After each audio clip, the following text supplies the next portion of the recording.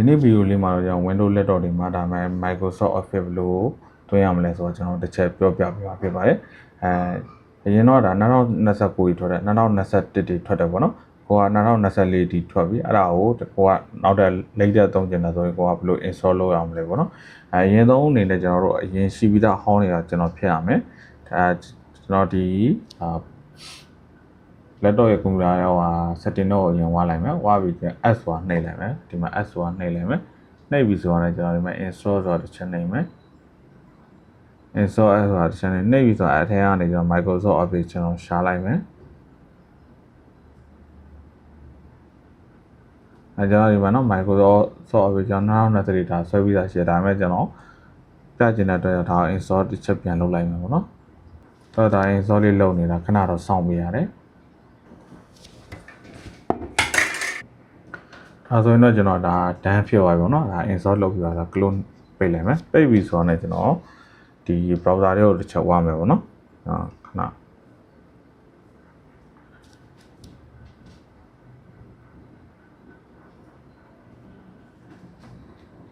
နောက်တော့ဒါ browser တွေကိုတစ်ချက်ဝါမယ်နေလိုက်နှိပ်ပြီးဆိုရင်ကျွန်တော်ဒါခေါ်တာအောက်ပြီးဆိုတော့ကျွန်တော်ဒီဘက်ကနေကျွန်တော်Officeကျွန်တော်တို့ကဒီတိုင်းရိုးတန်းဒါမဆွဲတော့ဗျာရိုးတန်းဒါ install လုပ်ရင်ကြတော့ကျွန်တော်တို့ဒါအခြားမလိုအပ်တဲ့ app တွေပါသွားနိုင်တယ်ကိုကဒါ customize လုပ်လိုက်မှာဗျာကျွန်တော် Office ကျွန်တော်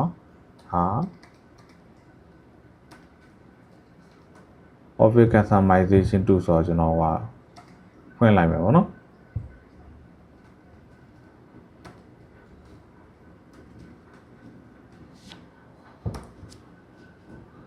ဒီမှာ Office customization tool ပေါ်လာကျွန်တော်လုပ်လိုက်မယ်လုပ်ပြီဆိုတော့ကျွန်တော်ဒီမှာကျွန်တော်ဒီမှာနော်32 bit ဒါ 64 bit ပါတယ်ပေါ့နော်ဒါ 64 bit ကိုကျွန်တော်ဒါဒီမှာအမှန်ကြီးပြတယ်ပေါ့နော်ကျွန်တော်ဒါ64 bit ဆို64 bit ဆွဲမယ်ဆွဲပြီးကျွန်တော်ဒီမှာOffice ဒါစုရွေးမယ်ပေါ့နော်ဒီမှာကျွန်တော်ဘယ်ဥစ္စာရွေးမလဲကျွန်တော်ဒါ volume line နဲ့ဥစ္စာရွေးမယ်ဒါ2024ဒါ Office 2024 volume line နဲ့ professional ရွေးလိုက်မယ်ပေါ့နော်professional black ကိုရွေးလိုက်မယ်ရွေးပြီးဆိုတော့အောက်ကို switch ချတော့ volume line ရွေးရဆို volume line မှာကျွန်တော်တို့တွေကခုနပြောလို့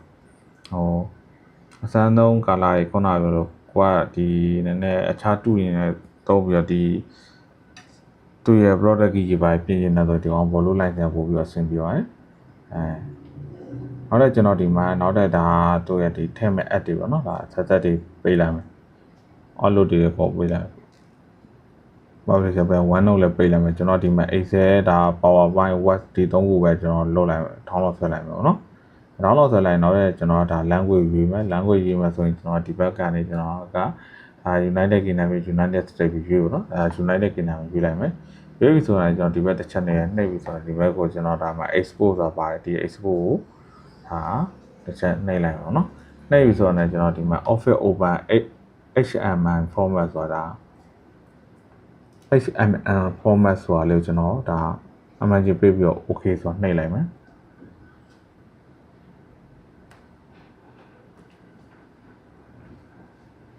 ဒါ asset ဆိုတာနှိပ်လိုက်နှိပ်ပြီဆိုတော့ကျွန်တော်ဒီမှာ export ဆိုတာထုတ်လိုက်ပါတော့ဒါဆိုကျွန်တော်ဒါဆိုဒီမှာကျွန်တော်ဒါထုတ်ပြီးပါပြီနော်ထုတ်ပြီးပါပြီဆိုတော့ဒီကောင်ဒါ customization tool ဒါလုပ်ပြီးပါပြီနော်လုပ်ပြီးပါဆိုရင်ကျွန်တော်ဒါနောက်တစ်ခုကကျတော့ကျွန်တော်တို့နောက်တစ်ခုက deployment tool ကိုကျွန်တော် download ဆွဲပါနော် deployment tool download ဆွဲလိုက်မယ်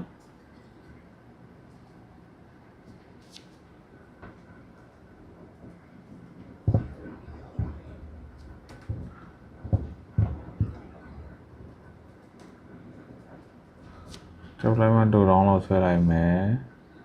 deployment tool ကိုကျွန်တော်ဝင်လိုက်ပါနော်ဝင်လိုက်ဆိုတော့အင်္ဂလိပ်တွေမှာ download ဆွဲရပါတယ်ကျွန်တော်ဒီဟာ download ဆွဲလိုက်ပါနော်ဟုတ်တယ်မှာဒါ download မှာလုပ်ပြီးသားပြောပါပြီနော်ပြီးဆိုတော့ကျွန်တော်တို့ဒီမှာကျွန်တော် download တွေရောက်ပါပြီနော်ရောက်ပါပြီဆိုတာနဲ့ကျွန်တော်ဒါအကုန်ပိတ်လိုက်မယ်ပိတ်ပြီးတော့ကျွန်တော်တို့ဒါကျွန်တော်ရဲ့ PC ထဲမှာကျွန်တော် file တစ်ခုဆောင်းလိုက်မယ်ပေါ့နော် file တစ်ခုတောင်ဖွင့်လိုက်မယ်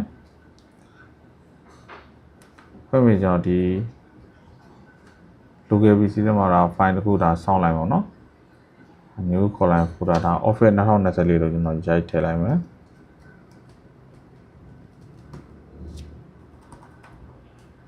နောက်နောက်တော့ရိုက်ထည့်လိုက်မယ်ရိုက်ထည့်ပြီးကျွန်တော် download တဲ့ဟာတွေကို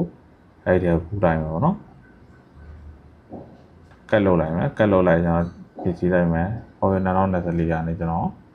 ပတ်လုပ်လိုက်ပတ်လုပ်လိုက်ဆိုတော့ကျွန်တော်ဒီကောင်တွေကိုဒါဒီအပေါ်တော့ဒါ deployment tool ကိုကျွန်တော်တို့run at administrator နဲ့တော့ဖွင့်လိုက်မယ်နော်ဖွင့်လိုက်မယ်ကျွန်တော်ဒီမှာ click နှိပ်လိုက်အောင်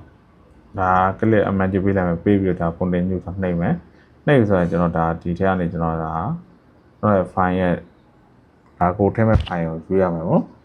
ရွေးမယ်ဆိုရင်ကျွန်တော်ဒီမှာခုနကတော့ office 2024ကိုကျွန်တော်တစ်ချက်ရွေးပြီးမယ် office 2024ကိုရွေးလိုက်မယ်နော်အဲဆက်တာဟိုလောက်ပြီးပါနော်ဒါအကုန်ဖြတ်ပြီးတော့နော်ဖြတ်ပြီးပါပြီဆိုရင်ကျွန်တော်တို့ဒါ CND command ခေါ်မယ်ပေါ့နော် command approve ခေါ်မယ်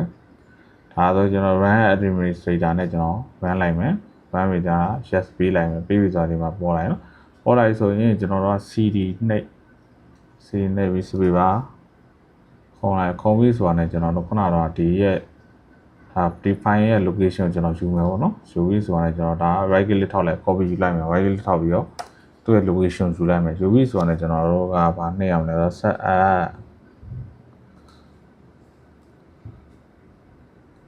ဆက်လာပြီးကျွန်တော်တို့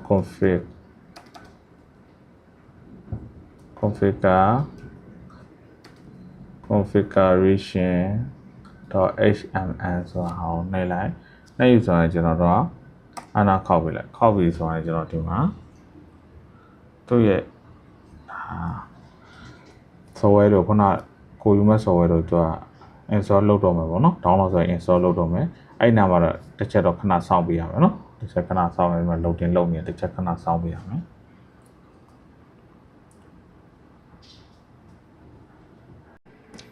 ဒါလေးကတော့အကုန်လုံးဒါ install လုပ်ပြီးပါပြီနော် install လုပ်ပြီးပါဒါ close ဆိုနှိပ်လိုက်မယ်နှိပ်ပြီးကျွန်တော်တို့ဒါ thread bar မှာဒီမှာ Microsoft Word ဆိုတာလေးကျွန်တော်ဖွင့်ကြည့်လိုက်အောင်ဒါလေးမှာရိုက်လို့ရပါတယ်နော်ဒါလေးတော့အဆင်ပြေပါပါတယ်အလုံးပဲအဆင်ပြေကြမလို့မျှော်လင့်ပါတယ်ဒါလေးကတော့ကျွန်တော်ဒါအပိုင်း1လေးပေါ့နော်အပိုင်း2ကကြတော့ကျွန်တော်ဒီမှာ product key တွေပါတယ်ဒီမှာစာတွေပါရိုက်လို့မရဘဲနဲ့ product key တွေပါတောင်းနေဆိုဘယ်လိုလုပ်ရမလဲဆိုတော့ကျွန်တော်တင်ပြပေးမှာဖြစ်ပါတယ်အလုံးပဲအဆင်ပြေကြမလို့မျှော်လင့်ပါတယ်ဒီနေ့တော့ဒီလောက်ပါပဲ